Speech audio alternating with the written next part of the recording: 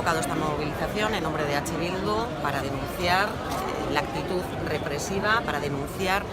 la actitud autoritaria del gobierno del Estado español, que por la fuerza ha intervenido de facto la autonomía catalana. En estos momentos no solo se están vulnerando derechos, el derecho a decidir, el derecho legítimo a votar, sino que se están vulnerando desde luego todos los derechos básicos y fundamentales, como son el derecho de información, el derecho de expresión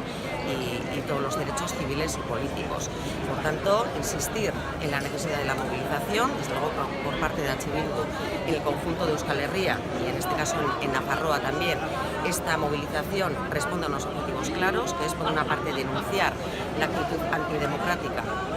del Estado español y por otra parte solidarizarnos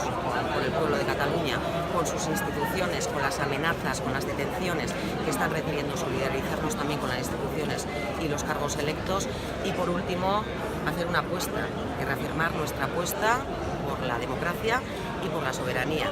Es evidente que no van a poder parar, incluso con todas las medidas represivas a su alcance, no van a poder poner puertas al mar, no van a poder parar la voluntad clara de un pueblo en marcha y si poner urnas es un delito y pueden requisar 9 millones de papeletas, pero hoy vamos a demostrar también que hay una voluntad, que hay una gran parte de la ciudadanía, una mayoría social y también en Euskal Herria y también en Nafarroa que quiere decidir, que es legítimo poder decidir y desde luego la legitimidad que le damos desde H. Bildu al referéndum del 1 de octubre, al proceso